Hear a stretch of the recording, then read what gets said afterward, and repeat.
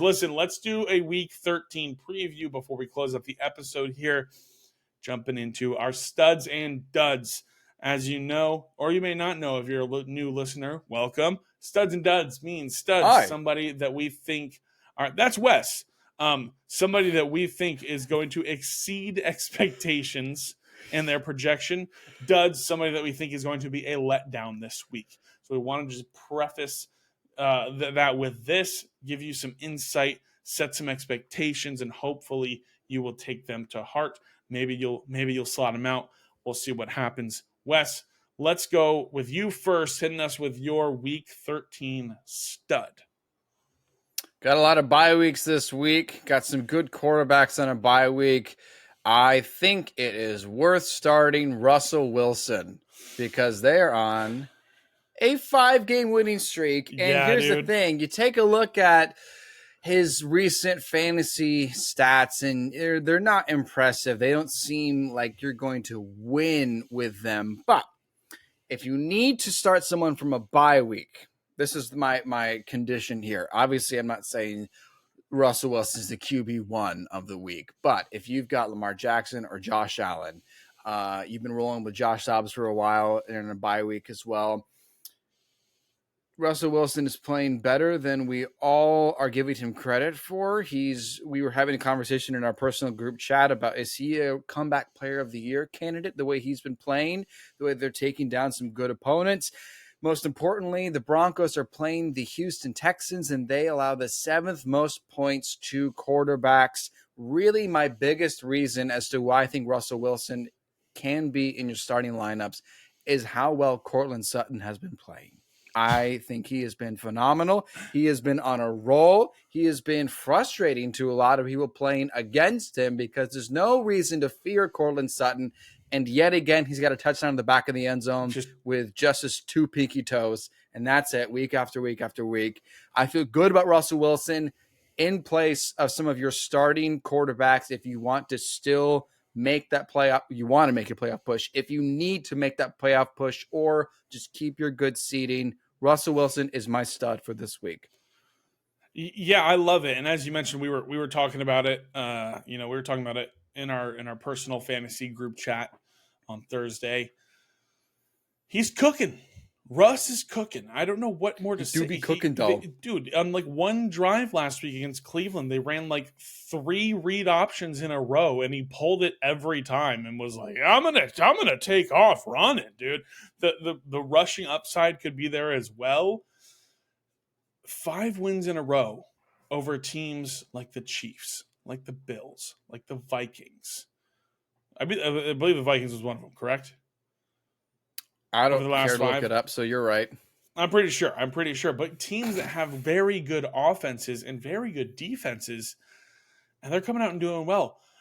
I want to give them a little credit because sometimes when you're looking maybe at Sleeper or maybe you're playing on ESPN, I don't know if Yahoo does this, you'll see kind of the rankings. They'll be a little color-coded when you have a player playing in a matchup that's favorable. It'll be like a dark green.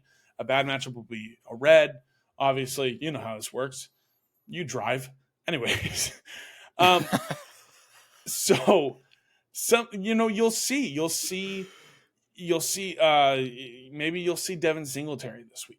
And he's got that deep green matchup indicator there against Denver. Yeah, it's because the Dolphins ran for 350 yards on them in one game. I got to give credit to Denver. It sucks that game happened to them because it taints their rankings on the season so much. They've been playing very, very good football for the last month and a half. Even before they went on this 5-game win streak, they went toe-to-toe with Kansas City in their first matchup of the season and gave them a lot of trouble. This Denver defense is no joke. The offense looks really good. Russell Wilson is the king of throwing toe-tap touchdowns. I don't know what's going on. He ain't one to call it tiptoe knee touchdown. I don't know what to call it. Poetry in motion. You're seeing absolutely nailed it. Now. Yeah, knocked it out of the freaking park, dude. Toe touchdown. He has knees. Adam Troutman catches one like inches away on the sideline right there on his knees, and it's Russell Wilson's. And some of these passes don't even look like they're like they just look aimless. They look like he's just throwing it, and he just finds them. They make the play, whatever it is. Yeah, Denver looks good, and I'll be honest, their running game does not look as good as of late.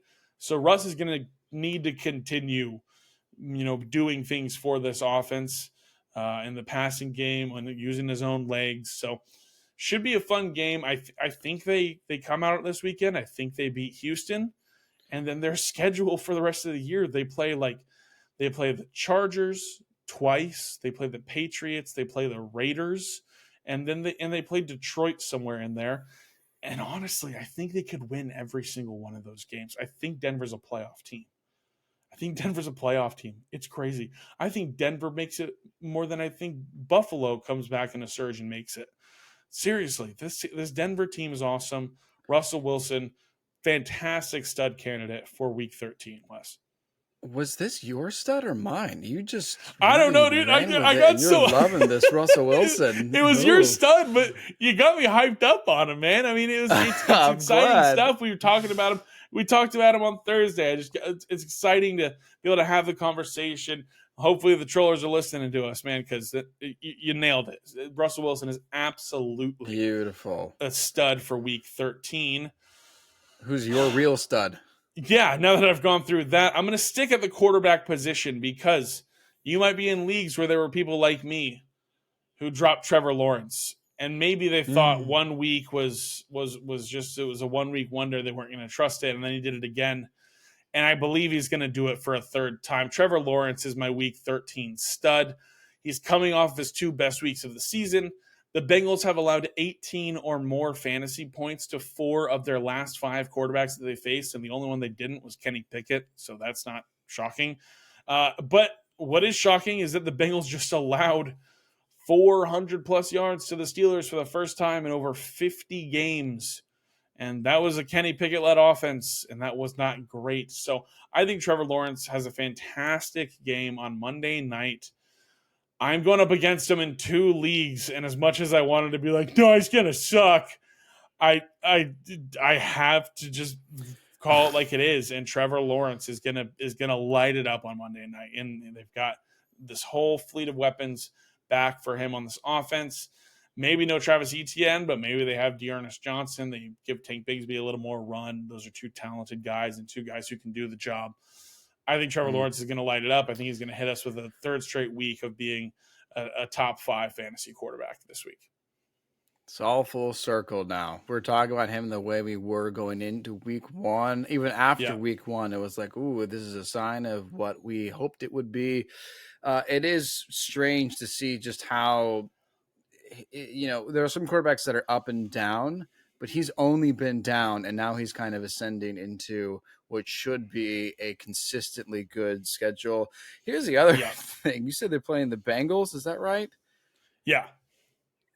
They're demoralized without Joe Burrow. And I think you bad. I mean, it makes sense. When your starting quarterback goes down, I mean, it's actually ironic because Kirk Cousins in the Netflix documentary said when your quarterback is done for the season, so is your season or something like that. Yeah. And then he goes down for the season.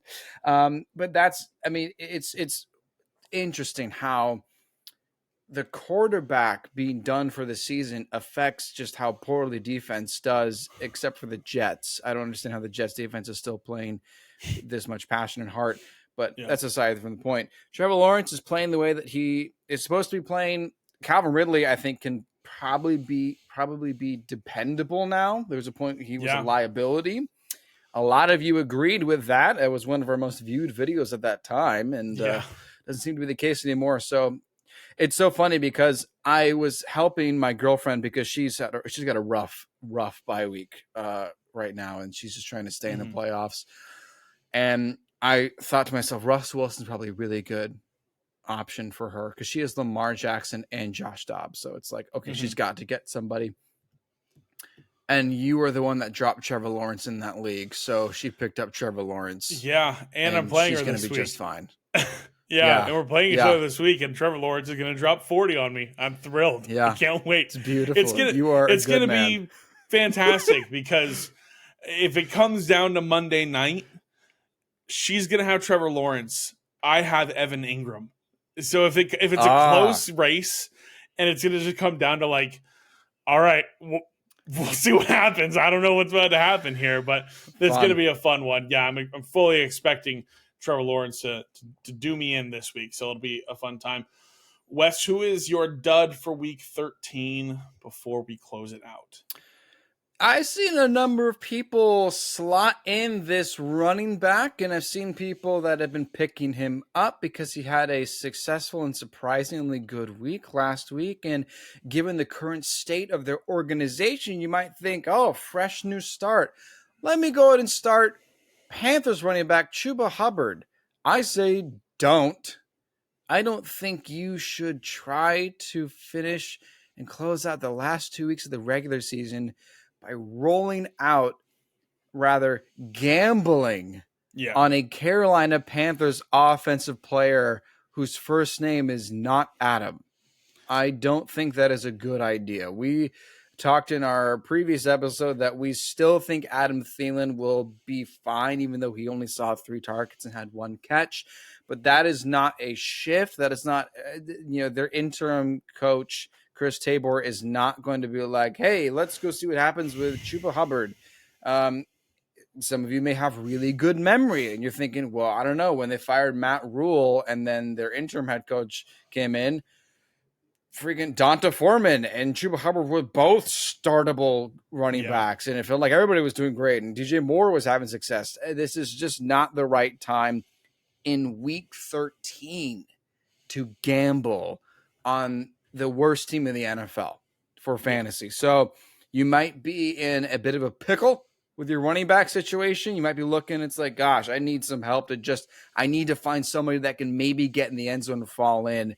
Chuba Hubbard is not that guy. He is my dud for week 13. Yeah, and you nailed it on the head. It's not the time leading into the fantasy playoffs to go and pick up this guy and put your faith in him after a 20-point week, his first week of the season, over 16 fantasy points. It's not the time to trust Chuba Hubbard, especially going up against the Tampa Bay Buccaneers and then the New Orleans Saints and then the Atlanta Falcons. 3 straight division games, 3 straight very good Yeah. run defenses.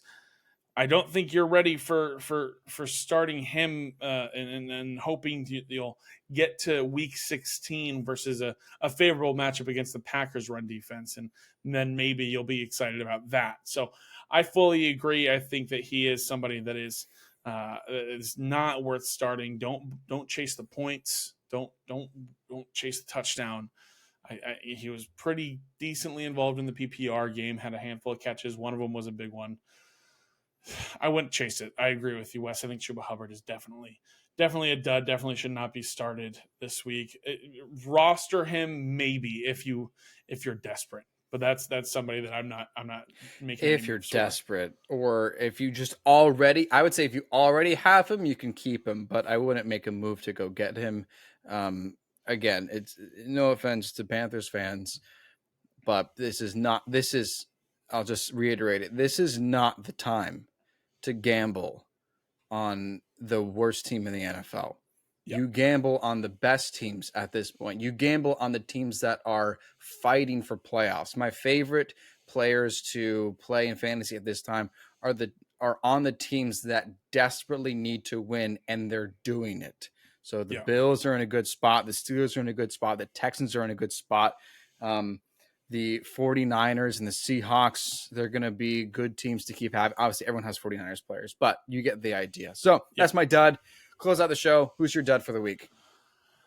Yeah, my dud sadly this week, and it is sadly, is Puka Nacua. It's not been great. We talked about the Rams wide receivers on Tuesday. I said I'm trusting the targets with Puka, but I just need to set some expectations. Did you sink in your chair? No, I'm sad. Oh, okay. You look so defeated, and I guess it makes sense because Puka Nacua is, yeah, dude. That's how I feel. That's how I feel with Puka Nacua right now. Listen, Oh. so here's the thing with Puka. We all know the name. LA loves him.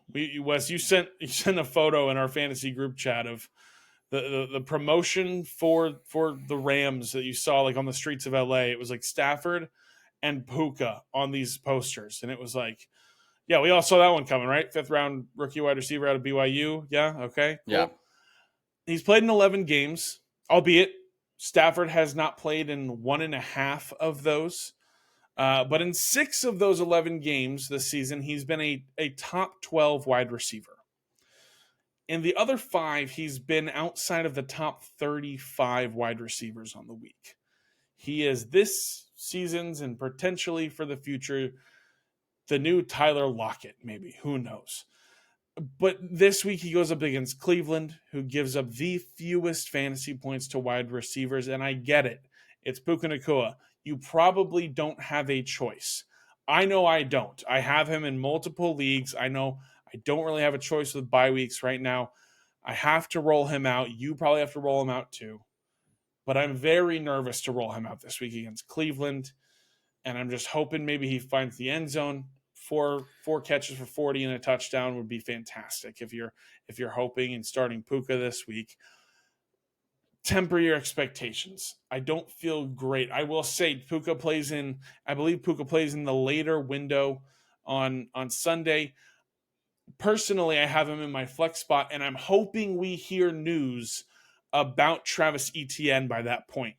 If we hear that Dearness Johnson is going to be the top running back for the Jaguars on Monday night by Sunday, I will be thinking very long and hard on if I should take out Puka and put in Dearness Johnson. And it's probably something I'd be willing to do. I'm in a situation where it's win now, and I've got to win. So just temper expectations on Puka this week. He goes up against a great defense, and he's been very hot and cold. Hopefully, maybe we see a bounce back, because that Cleveland run defense is no joke. Maybe Stafford has to keep throwing it. We'll see what happens, but it's scary. It's scary hours right now. It's spooky hours for Puka Nacua owners, and it's a big bummer. It's a big bummer, big time bum rush. Mark my words. Puka Nacua scoring 23 points next week. Wait, this week or next week? This week. The week that you say is a dud. All right. Well, I'm keeping him in then. There we go. He's staying. Just because that's how that works. He's staying in the lineup. This is the thing. And I marked my words, so we'll actually see what happens. Because this is the thing. And just as we talked about earlier about Tony Pollard, and everyone, it gets to a point where you are at that question and you have to consider, this guy was really good, but here we are now and he is not good, or good enough rather. But like you said, we may not have a choice. And if you don't have a better choice, that's fine. But this is the now or never of whether or not you're going to play him in the playoffs. Yeah.